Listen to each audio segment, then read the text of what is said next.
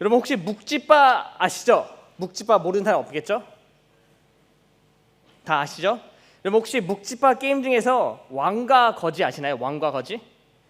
이거를 아는 사람은 최소 나랑 동갑이거나 나보다 나이가 많을 거야, 그렇죠? 예, 왕과 거지. 이게 아주 간단한 게임이 뭐냐면은 묵찌빠 게임이 그냥 이기거나 지거나 하는 건데 그냥 단순히 승부만 하는 게 아니라 사람들이 일렬로 쓴 다음에 이제 거지 한 사람이 그러니까 술래죠. 술래 한 사람이 돌아가면서 묵찌빠로 승부를 합니다. 근데 이기게 되면은 점점 올라가요. 근데 지면은 그 자리에 머물게 되고.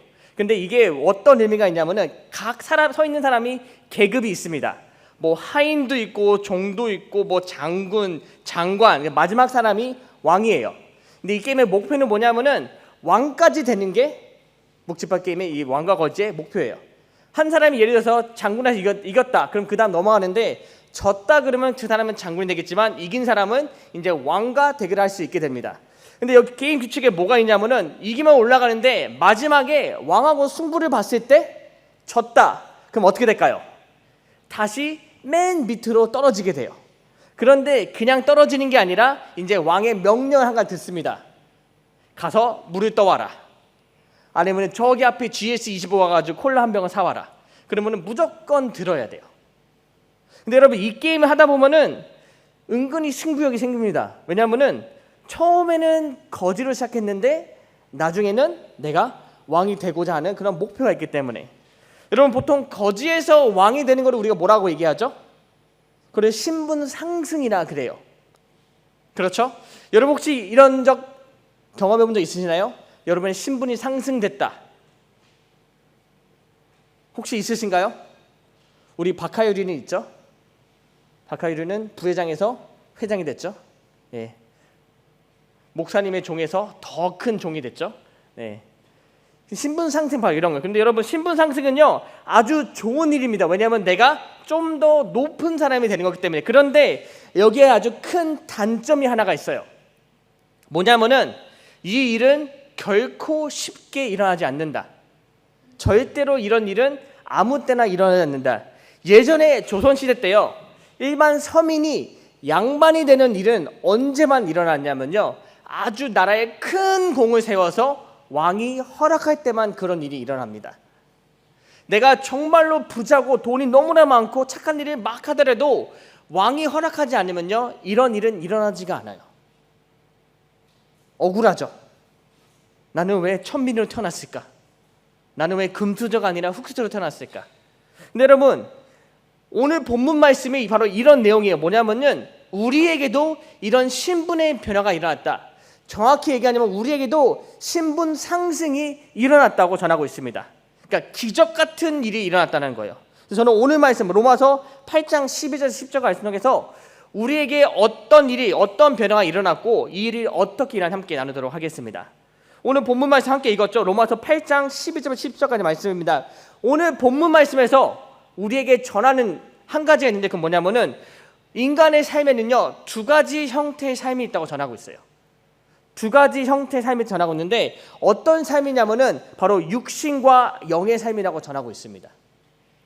인간의 삶에는 모든 사람에게는 육신과 영의 삶의 두 가지 형태의 삶이 존재하는데 이 삶에 대해서 우리가 어떻게 변화를 볼 수 있는데요.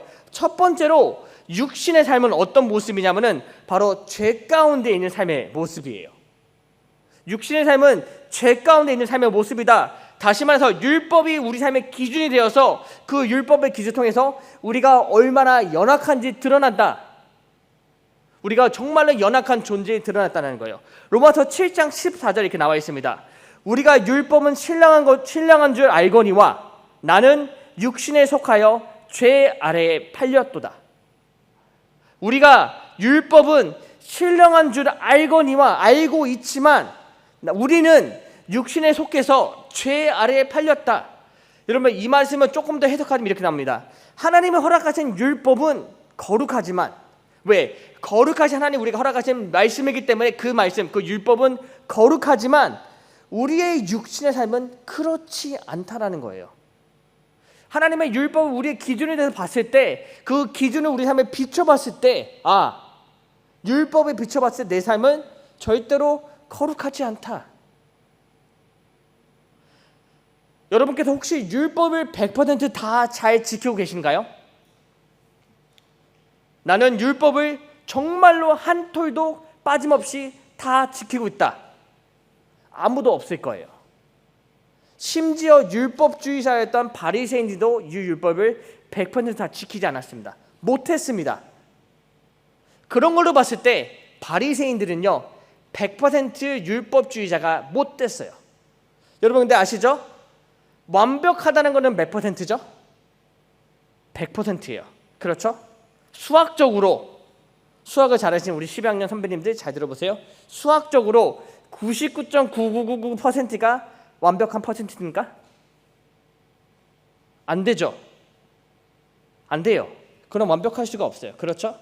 근데 여러분 율법이라는 완벽한 말씀을 통해 우리 스스로를 비춰봤을 때 우리는 절대로 율법을 완벽하게 지킬 수 못하기 때문에 우리는 완벽한 인간이 아니다. 못 된다는 의미예요.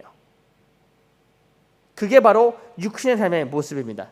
육신의 삶의 모습을요 좀 더 구체적으로 쉽게 설명한다면 계속해서 우리를 괴롭히고 공격해 죄를 짓게 하는 잘못된 모습이에요. 우리는 비록 죄의 노예가 더 이상 아니지만 우리의 육신의 삶의 모습은 우리를 끊임없이 계속해서 괴롭히고 공격해서 우리가 죄인은 아니지만 죄인에 속해 있지 않지만 죄를 계속 짓게 하는 게 바로 육신의 삶의 모습이라는 거예요. 로마서 8장 2절 이렇게 설명하고 있습니다. 그러므로 이제 그리스도 예수 안에 있는 자에게는 결코 정죄함이 없나니. 여러분 이 말씀 잘 보세요. 그러므로 이제 그리스도 예수 안에 있는 자에게는 결코 정죄함이 있다 없다? 없다라고 선포되었어요.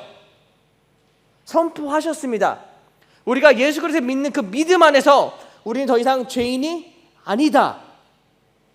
그런데 그럼에도 불구하고 우리가 육신의 삶을 살 때는 그럼에도 우리에게 더 이상 그 정죄함, 죄가 없지만 끊임없이 우리를 유혹하고 공격해서 우리를 어떻게 만든다? 죄를 짓게 만든다. 목사님 설교에 딴짓하고 선생님이 너희들 통까지 야 집에 집중 좀 해. 그런 모습이 우리 안에 남아있다라는 거예요. 11학년 여러분, 그게 바로 육신의 삶이에요. 그리고 그것이 바로 우리 육신의 연약한 삶의 모습이라는 겁니다. 근데 사도 바울은 로마서 말씀 통해서 우리에게 그런 모습이 남아있을 수 있다라고 오늘만 전하고 있습니다. 15절 말씀이에요. 너희는 다시 무서워하는 종의 영을 받지 아니하고. 우리는 비록 은혜로 하나님의 은혜로 죄 사함을 받았지만 육신의 삶의 모습은 우리를 다시 뭐로 끌고 간다?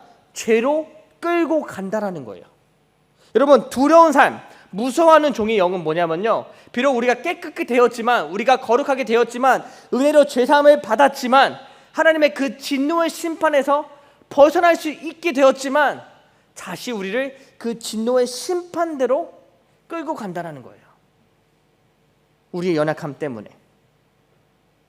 그렇기 때문에 육신의 삶은 내 안에 남아있는 죄의 흔적이 되고요, 내 중심, 나 중심이 되고 내 욕심이 된다라는 거예요. 우리가 육신의 삶을 살 때 우리는 정말로 내 안에 남아있는 죄의 흔적대로 이끌려 살게 되고, 그 다음에 나 중심, 하나님 중심의 나 중심 살게 되고, 그 다음에 내 욕심대로 산다. 내 정욕대로 오늘은 놀아야지, 오늘은 마셔야지, 오늘은 자야지, 예배 때려쳐, 졸려 죽겠어. 그게 바로 우리 육신 삶의 모습이라는 거예요. 하지만 두 번째 삶의 형태는 어떤 모습이냐면요, 바로 영의 삶이라고 나와 있습니다. 영의 삶은요, 육신의 삶과 정반대의 모습으로, 만약에 육신의 삶이 나 중심의 모습이라면 영의 삶의 모습은 나 중심의 삶이 아니라 누구 중심이죠? 하나님 중심의 삶이 된다는 거예요. 죄에서 벗어나서 하나님께 속한 삶, 주님의 뜻대로 사는 삶이 바로 영의 삶의 모습이라는 겁니다. 이 모습에 대해서 로마서 8장 6절 이렇게 얘기하고 있어요. 육신의 생각은 사망이요 영의 생각은 생명과 평안이니라. 다시 한번 읽어드릴게요. 육신의 생각은 사망이요, 하지만 반대로 영의 생각은 무엇이다? 생명과 평안이다 라고 얘기하고 있습니다. 여러분, 우리가 어떻게 사망에 이르게 되죠? 죄의 삭은 사망이요. 우리가 사망에 이르게 되는 유일한 이유는 뭐냐면은 우리가 죄를 지었기 때문이다. 아담과 하와가 에덴 동산에서 쫓겨나가지고 그들이 맨날 고생하게 되고 결국 죽게 된 이유는 그들이 뭘 해서? 선악과를 먹어서? 아니죠. 죄를 지어서예요. 불순종의 죄를 지어서. 죄가 우리 안에 들어와서 우리는 사망에 이르게 되었다. 다시 말해서 육신의 생각은 죄다. 그런데 반대로 영의 생각은 생명이다, 평안이다. 뭐냐면은 죄가 없다라는 거예요. 영의 삶은요, 주님을 믿는 삶이고 믿음으로 말미암는 삶이라는 거죠. 그래서 우리가 영의 삶을 살 때는 더 이상 죄 가운데 머물러 있지 않고 죄의 노예가 되는 것이 아니라 이미 용서받은 자들로서, 은혜받는 자들로서 우리는 이제 생명 안에 거하게 되고 믿음으로 말미암아 살게 되고, 그리고 하나님 중심의 삶을 사는 것이 바로 영의 삶이다. 그렇기 때문에 우리는 어떤 삶을 살아야 된다? 어떤 삶을 살아야 된다? 영의 삶을 살아야 된다. 한번 비교를 해볼게요, 여러분. 13절 말씀입니다. 너희가 육신대로 살면 반드시 죽을 것이로되 영으로서 몸의 행실을 죽이면 어떻게 된다고요? 살리니. 육의 삶은 죽음이다. 하지만 영의 삶은 삶이다.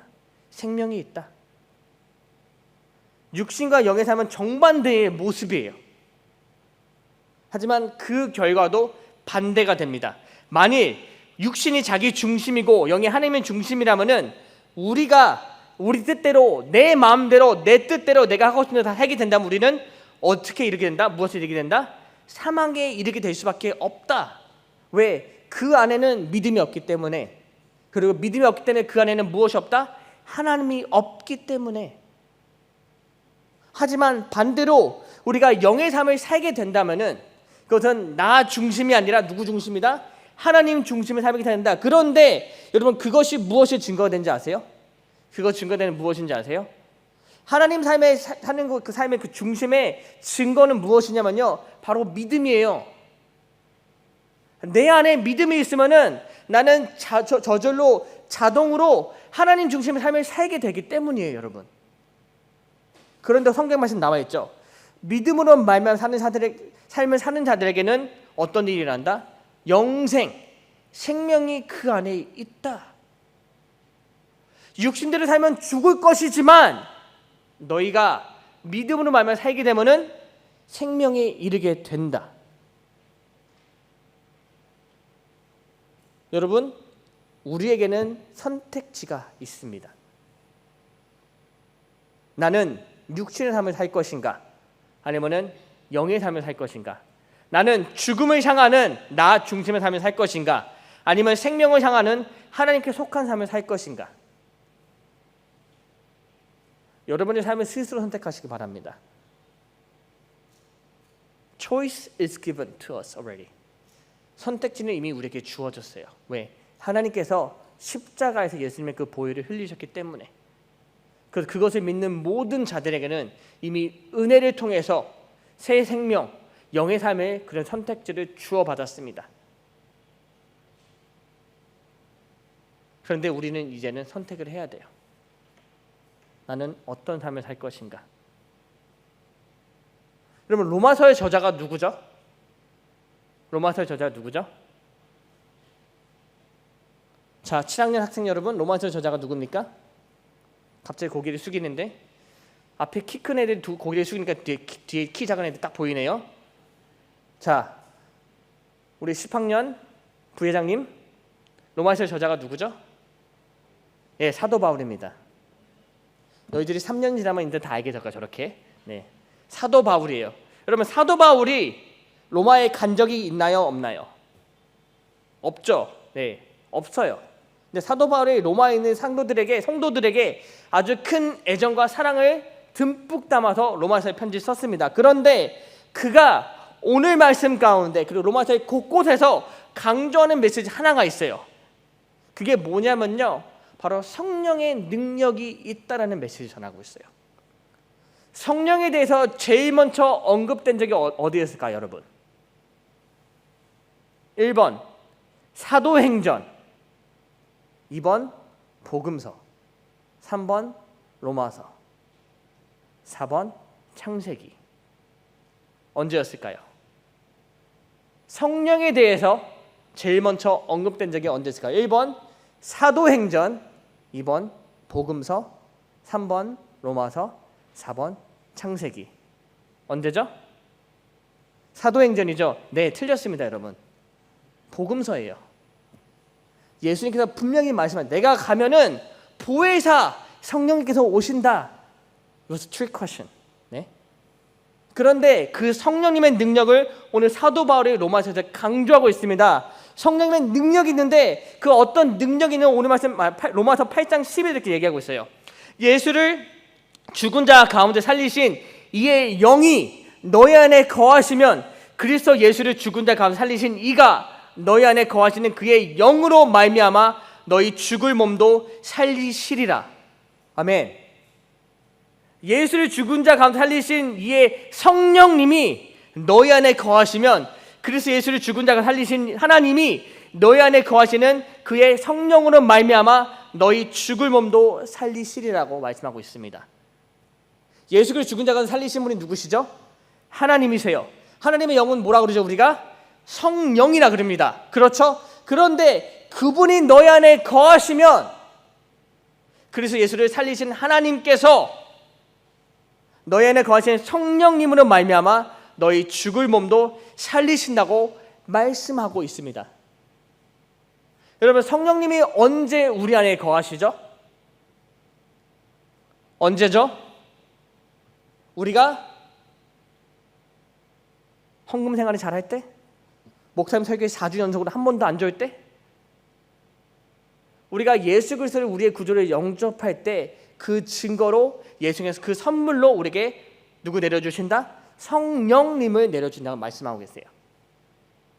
다시 말하자면요, 여러분께서 지금 나는 예수님 믿고 있다라고 얘기하시잖아요. 그럼 이미 여러분 안에 성령님께서 그 안에 계세요. 여러분들 안에. 그래서 아주 고급진 단어로 내주하신다 그러고 있습니다. 그게 언젠가요? 지금 바로 right now. 근데 오늘 말씀 뭐라 나와 있어요? 11절에 그 너희 안에 거하시는 성령님께서 너희 죽은 몸도 살리신다. 여러분, 이 말씀은 성령님께 어떤 능력이 있냐면요, 성령님의 능력은 죽을 우리의 영도 살릴 수 있는 능력이 있다라는 거예요. 언제? 우리가 예수님을 믿을 때. 다시 말하자면요, 우리는 성령님의 그 능력으로 인해서 죽을 사람, 사망에 이르게 된 사람에서 생명에 이른 사람으로 됐다. 우리 안에 뭐가 있다? 바로 신분의 변화가 있었다. 죄인에서 하나님의 자녀가 되었다라는 거예요. 하나님의 자녀가 되었다라는 거예요. 13절에 이렇게 나와 있죠. 영으로서 몸의 행실을 죽이면 살리니. 성령님께서 우리를 죄 가운데서 이끌어내셔서 우리를 이제 생명에 이르게 했다. 그것으로 말미암아 우리가 죄인에서 하나님의 자녀가 되었다라고 얘기하고 있습니다. 여러분, 이것이 바로 신분의 변화예요. 우리 하면 이렇게 변화받았다는 거. 14절에 나와 있죠. 무릇 하나님의 영으로 인도함을 받는 사람은 곧 하나님의 무엇이다? 아들이라. 하나님의 성령으로 인도받은 사람은 곧 죄인이다가 아니라 하나님의 아들이다. 죄인이었던 우리가 성령님의 인도하심을 말미암아 무엇이 되었다? 하나님의 아들이 되었다. 할렐루야. 우리는 더 이상 죄인이 아닙니다. 우리는 더 이상 묵지파 게임에서 거지가 아닙니다. 우리는 왕자가 되었습니다. 왜? 성령님의 능력으로, 하나님의 은혜로, 예수 그리스도의 사랑으로 우리는 죄인이 아니라 하나님의 자녀가 되었습니다. 요한복음 1장 12절 말씀입니다. 영접하는 자, 곧 그 이름을 믿는 자들에게는 하나님의 자녀가 되는 권세를 주셨으니. 얼마나 기쁜 일인가요? 이 말씀은요, 여러분, 죄인이었던 우리가 하나님의 이름을, 그 예수 그리스도의 이름을 영접할 때, 그 이름을 믿을 때 우리는 더 이상 죄인이 아니고 무엇이 된다? 하나님의 자녀가 된다. 근데 여러분, 우리가 하나님이란 그 분을 표현할 때 수많은 수식어가 있지만 그 중에 한 글자 단어가 하나 있습니다. 그게 뭐죠? 한 글자 단어예요. 왕, 우리의 왕 되십니다. 천하 만물을 다스리시고 모든 나라에 통치하신 하나님은 왕 되십니다. 네, 여러분 생각해 보세요. 왕의 아들은, 왕의 자녀는 뭐가 되죠? 왕자예요. 근데 그것이 우리라고 오랜만에 선포하고 있어요. 우리가 예수 그리스도를 영접할 때 우리는 하나님의 자녀가 되는 권세, 하나님의 자녀가 되었고, 그렇기 때문에 왕 되시는 하나님의 자녀가 되었기 때문에 나는 무엇이다? 왕자다, 공주다. 더 이상 죄의 노예가 아니라는 거예요, 여러분. 그렇기 때문에 우리는 과거 죄인에서 현재는 자녀가 되었다. 예전에 우리는 죄의 노예였지만 지금은 하나님의 자녀가 되었다. 15절 말씀이에요. 너희는 다시 무서워하는 종의 영을 받지 아니하고 무슨 영을 받았다? 양자의 영을 받았으므로 우리가 아빠 아버지라고 부르짖느니라. 이전에는 그 하나님께서 너무나 무서우셔서 우리가 그 진노의 심판에 내리실까 봐 너무 무서웠지만, 지금 내가 하나님을 믿게 됨으로 말미암아, 그 믿음으로 말미암아 더 이상 진노의 심판에 무서우신 하나님이 아니라 이제는 나를 누구보다도 사랑하시는 아빠 아버지가 되셨다. 여러분, 종들과 노예들이 얼마나 주인을 무서워하는지 아세요? 주인이 노예에게 한마디 하면요, 그 사람의 목숨은 끝이 나요. 제가 뭔데 감히 오늘 고기를 먹어? 내 식량을 축내네? 그럼 죽여도 되는 게 바로 노예예요. 네, 하나님께서 그런 죄의 노예였던 우리를 이제는 하나님 그분을 아빠 아버지라고 부를 수 있게 우리를 자녀 삼아 주셨습니다. 신분의 변화죠. 신분의 상승입니다, 여러분. 더 이상 우리는 노예가 아니라 하나님의 자녀가 되었습니다. 그래서 우리는 기뻐할 수 있다는 거예요. 믿기 어려우시죠? 이런 일이 있었나? 여러분, 그 증거가 뭐냐면요, 바로 성령님이세요.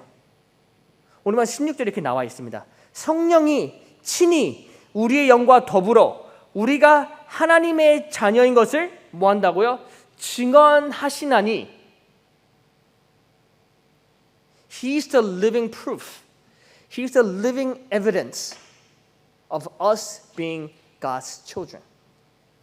살아계시고 우리 안에 계신 성령님께서 니네가, 우리가 하나님의 자녀되는 그 증거가 되신다는 거예요. 여러분, 억울한 거 제일 싫죠? 저는 세상에서 억울한 게 제일 싫습니다. 누가 목사님의 콜라를 마셨냐? 목사님 효준이가 마셨습니다. 효준이가 목사님 저 안 마셨어요. 근데 아무도 안 믿어. 억울하죠? 효준아 억울하지? 왜 마셨니? 억울해, 안 마셨는데. 근데 그 옆에 효준이의 가장 친한 친구 하준이가 목사님 제가 봤습니다. 효준이가 안 마셨어요. 그러면은 뒤집어지는 거야. 효준이는 이제 억울하면서 풀리게 되겠죠. 그렇죠? 근데 여러분, 성령님께서 그런 증인이 되어주신다는 거예요. 우리가 더 이상 노예가 아니라 하나님의 자녀가 됐다는 그 증인이 되어진다는 것, 그 증거, 증인, 우리를 증언을 하신다는 거예요. 너는 더 이상 죄의 노예가 아니라 이제부터 하나님의 자녀가 됐어. 얼마나 기쁩니까, 여러분? 그것만큼 기쁜 일, 감사한 일이 없습니다. 그런데 성령님께서 그냥 지나가다가 쟤 아니에요, 그게 아니라 우리 안에 항상 계시고 계신다는 거예요. 죄가 우리를 공격하고 유혹할지라도 그때마다 성령께서 우리에게 말씀하고 계시다는 거예요. 너는 하나님의 자녀야. 너는 죄의 노예가 아니라 하나님의 자녀야. 비록 죄가 사망이 너를 공격하고 유혹할지라도 속삭일지라도 너는 죄의 노예가 아니라 하나님의 자녀야. You are better than that. 너는 그보다 훨씬 더 존귀하고 귀한 자녀야. 그래서 우리의 보혜사 성령님, helper, 파라클레토스, 우리의 도움 되시는 성령님이 되신다는 거예요. 얼마나 기쁩니까, 여러분? 옆 사람하고 이렇게 한번 인사할까요? 당신은 하나님의 자녀입니다. 인사를 안 하는 사람 같은 거 다시 한번 하겠습니다. 저를 따라해 보세요. 나는 하나님의 귀한 자녀다. 믿으십니까? 여러분 믿으시기 바랍니다. 스스로 매일 새내기세요. 되새기세요. 나는 하나님의 자녀야. 아침에 일어나서 되새기세요. 나는 하나님의 자녀다. 비록 잠에 들겠지만 난 하나님의 자녀다. 오늘 시험이 많이 있지만 난 하나님의 자녀다. 엄마가 잔소리 나를 깨웠지만 그럼에도 불구하고 나는 하나님의 자녀다. 그런데 저 어머니도 하나님의 자녀네. 아이고. 네. 여러분 하나님의 자녀가 되면 이런 일이 일어납니다. 17절 말씀이에요. 자녀임은 또한 상속자 곧 하나님의 상속자요 그리스도와 함께한 상속자니. 우리가 하나님의 자녀가 되면요 우리는 하늘나라의 상속자가 됩니다. 여러분 상속자 아시죠? 얼마나 큰 권한과 권리가 있습니까? 우리 아버지가 이재용입니다. 삼성 회장이에요. 근데 내가 그 아버지의 상속자 됩니다. 그럼 어떤 일이 일어나죠?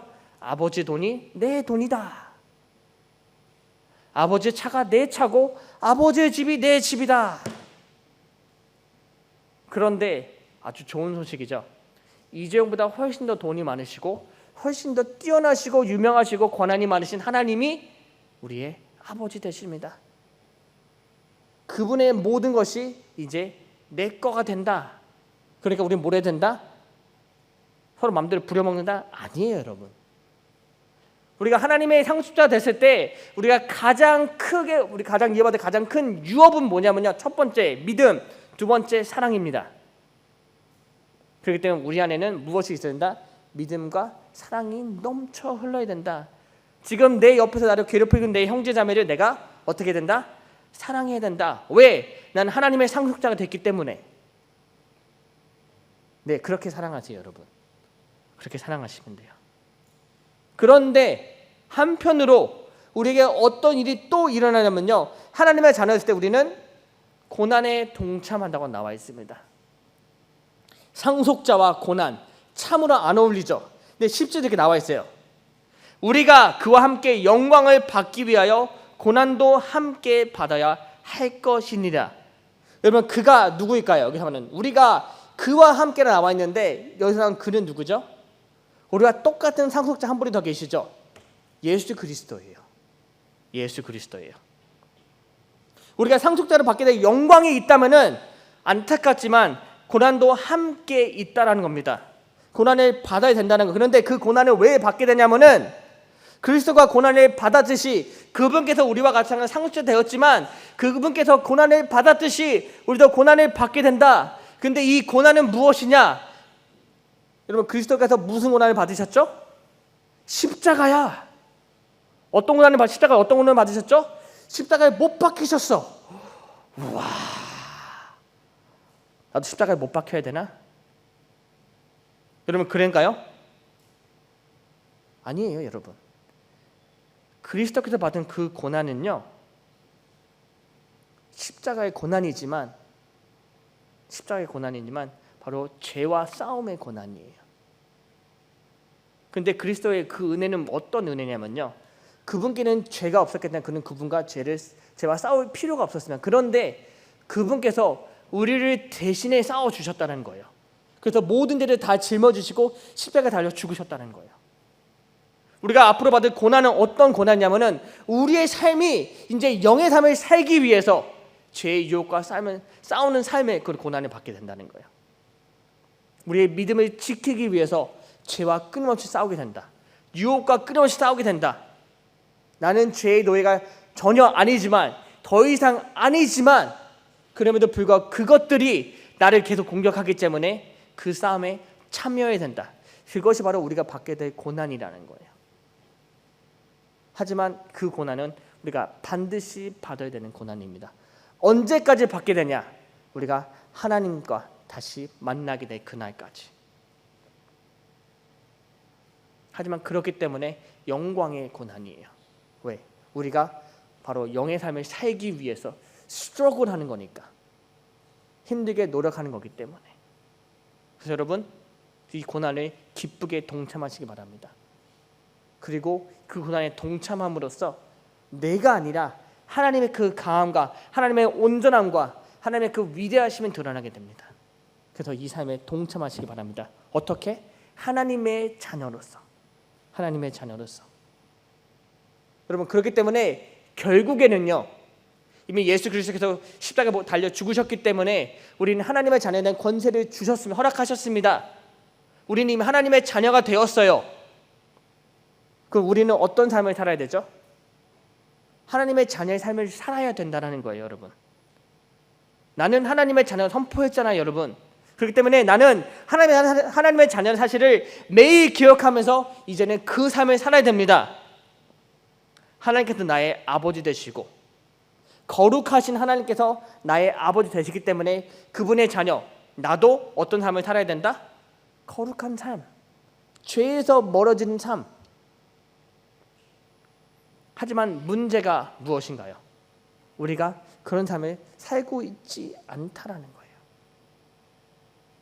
육신의 연약함에 빠져, 죄의 유혹에 빠져 늘 죄를 짓고 하나님은 없는 것처럼, 하나님께서 안 계신 것처럼, 하나님 나의 아버지가 아닌 것처럼, 내가 내 삶의 주인인 것처럼 우리는 그런 삶을 아직도 살고 있습니다. 그렇기 때문에 우리는 지금부터 노력해야 돼요. 끊임없이 나의 잘못된 모습과 늘 싸워야 된다는 거예요. 매일매일 삶에서 일어날 때마다 기억하면서, 그래, 나는 하나님의 자녀야. 나는 죄의 노예가 아니라 하나님의 자녀이기 때문에 오늘 하루도 나는 죄 가운데 빠지지 않고 하나님의 자녀로서 거룩한 삶을 살겠다 다짐하고 노력하는 우리에게 되게 간절히 소망합니다. 여러분, 이 삶을 매일 결심하셔야 돼요. 하나님의 자녀된 삶을 모르겠다, 그러면 제가 아주 정확하고 확실한 기준 정해주겠습니다. 하나님께서 무엇을 기뻐하실까? 내가 어떤 행동을 하기 전에 하나님께서 과연 이거를 기뻐하실까? 아니면 기뻐하지 않으실까? 그러면 그 기준을 살게 되잖아요. 우리는 더 이상 죄 가운데 빠지지 않게 되고요, 하나님의 자녀로서 살 수 있게 됩니다. 때문에 저는 저와 여러분이 매일의 삶 가운데 하나님을 가장 기쁘시게 하는 행동들 통해서 하나님의 자녀의 삶을 살아가는 저와 여러분이 되길 주님의 이름을 축원합니다. 기도하겠습니다.